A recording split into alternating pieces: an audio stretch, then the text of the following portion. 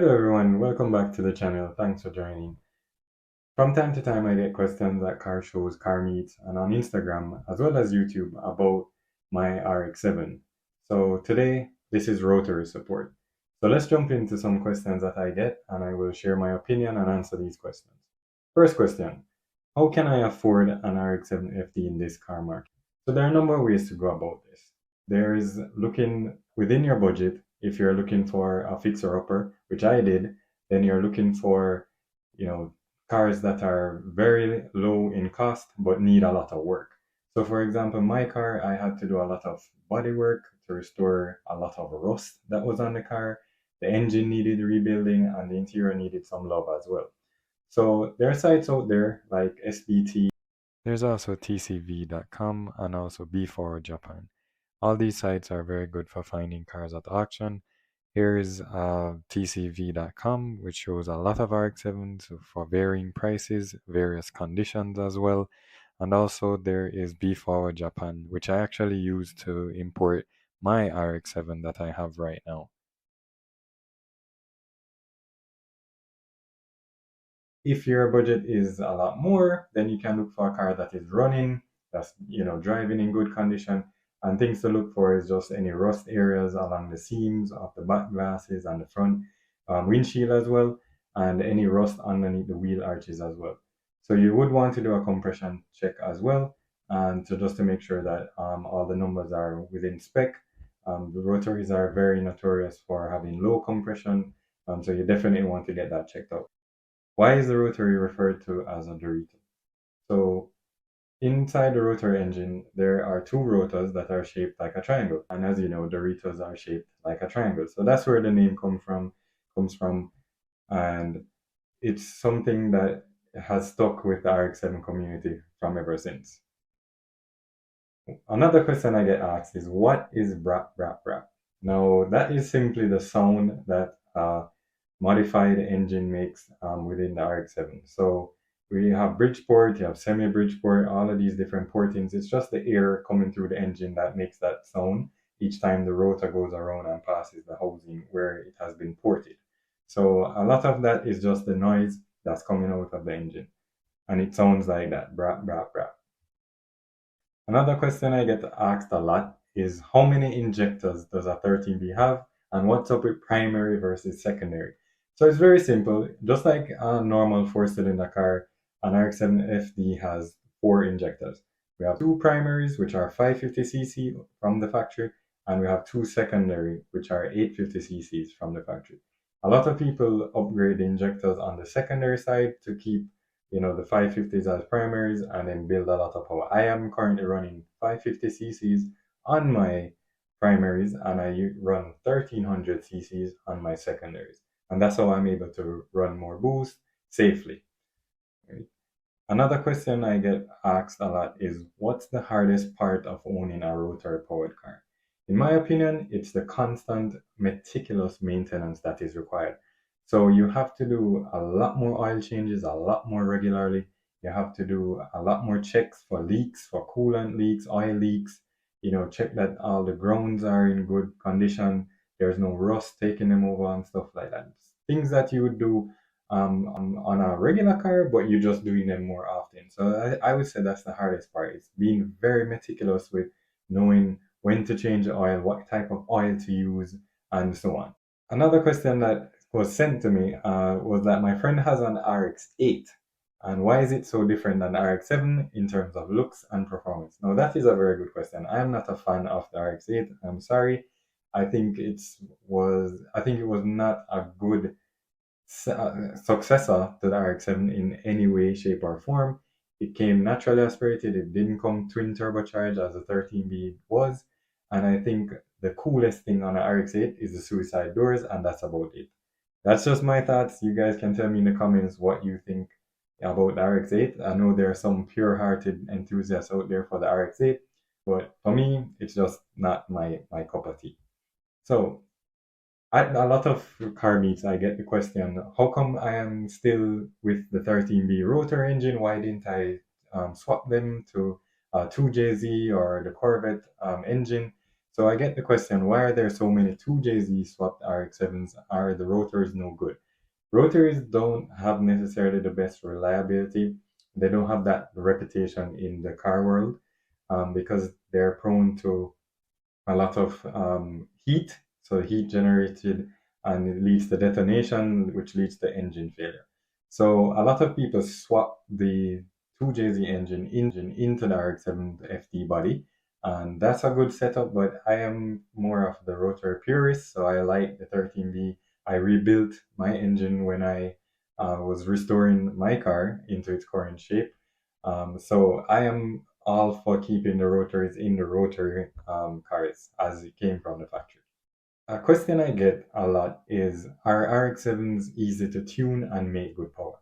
RX7s make great power with just putting on a turbocharger. Right now, other than my injectors and a upgraded fuel pump, I am running a GTX 35R, and it's a Gen 2, and it's making 11 pounds of boost, and it's literally making the car fly, right? In my opinion.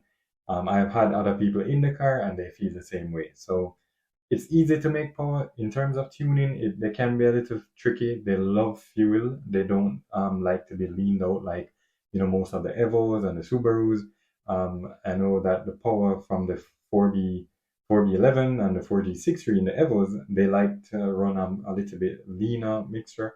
RX7s are the total opposite. It's totally normal to run them super rich. That's why driving behind an RX7, you'll get that fuel smell. You get that, exhaust igniting into flames because there's so much fuel running through the system. Next question. What are some easy and reliable modifications for an RX-7 13B? For me, if I was to budget build a car, an RX-7, I would definitely upgrade the cooling system and upgrade the intercooler. So the intercooler is very tiny. I will show a picture of it here. It's very, very small. It's plastic. It doesn't really transfer cool air into the system very well. It suffers tremendously from heat soak. And I would upgrade that immediately. And I'll also upgrade the radiator to aluminum radiator that holds a lot more coolant, because trust me, these rotors, they run very hot. And I would say, as a simple aesthetic look as well, I would run a vented bonnet just to help to get some of that heat out. Other than that, I would say upgraded oil coolers, again tackling heat. Upgraded fuel pump, that's very easy. I run a Supra MK4 fuel pump in my setup. Stock fuel filters, stock primary injectors at 550 cc's, and I only upgraded the secondaries to 1300 cc. So those would be some of the basic modifications I would say, and to definitely boost the reliability of the car. Will Mazda bring back a rotary powered car? As the primary engine, I doubt it. I have read that Mazda is in the works to make the rotary engine power a generator to charge the electrical system, but that's about it. It won't be used to power the car. We were all excited when they were announcing that the successor to the RX7 was coming out. I think it's called RX7 Vision, if I'm not mistaken. You guys can correct me in the comments. And it was supposed to be launched soon, but I haven't seen anything since. Maybe you guys can tell me in the comments if there's anything out there with any launch dates for it, but I doubt it would be a rotary powered car. If it would be a rotary powered car, that would be great. That would be awesome, I think, for the car community, especially for the Mazda enthusiasts. Um, Not sure what price range they would drop in, but it probably will be up there in price for sure. So, a lot of times I get this question. What issues have you experienced with your RX7? My RX7 in particular.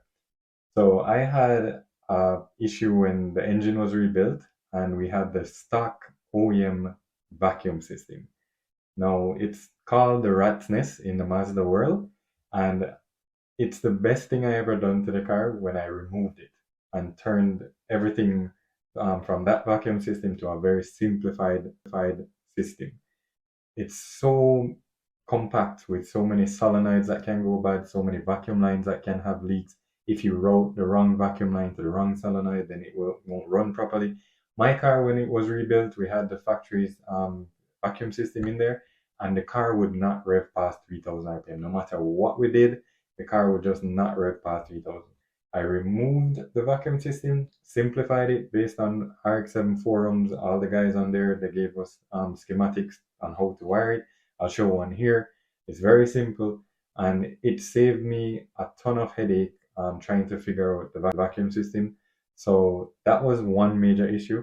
Another issue I had was oil blow by coming out of the dipstick, coming out of that area where the oil tube goes into the housing. Oil would just be pouring out of there. I ran a breather system on it, and that seemed to have fixed the problem so far. So everything seems to be working in that regard. The only other issues I've had were small, minor ones. The window stopped working. That was just a fuse block related system error. And also some brake lights stopped working because the brake switch got frozen up. I mean, we're talking about a 20-plus-year-old car, so those things are expected. But the biggest one was definitely the vacuum system. So my advice there is to get rid of that rat's nest, as they call it, and simplify the vacuum system as best as possible. When I went to single turbo, that was even simplifying the system even more. So if you're a diehard twin turbo fan and you want to keep them, I would run them in parallel and not do the sequence turbo setup with the vacuum system. That's what I did initially before I went to single turbo. Premix is a way to eliminate your OMP pump and actually mix the oil into the fuel itself, and then it burns throughout the engine like that. I love it. I haven't had any issues with it. I use a ratio of about 3 ounces to every 5 gallons that I put into the car, and that seems to have been working great. I haven't smelled any burnt oil or anything like that in the exhaust, and the power is still good. And the air fuel ratios are still within what my tuner did to the car. All right, the hardest part to change on a RX7 FD, this is for me without a doubt, hands down, the stock located fuel filter. This is a complete nightmare to change. It is located above the rear diff, and you have to get your arms and hands into some very awkward positions just to get to the bolts that hold the bracket. Then you have to struggle with taking off the fuel lines to the fuel filter. A lot of people, and I haven't done this as yet, a lot of people have relocated the fuel filter to just outside the diff housing. There are a lot of companies out there that make these relocation kits where you can bolt it right up. It's direct bolt on. I haven't done that as yet. I have only changed my fuel filter about 3 times so far. So I might be doing that the next time I change it, to have a relocation kit. But by far, it is the hardest part to change. I'll show you a picture of where it is from beneath RX7. This is what it looks like, and it's one of the toughest jobs out there. Removing the engine is actually easier to me than changing the fuel filter in the car. All right, so that's all the questions I have for today. If you guys have any other questions, please feel free to leave them in the comments. If you like this content and you like this type of video, please consider subscribing, hit that thumbs up button.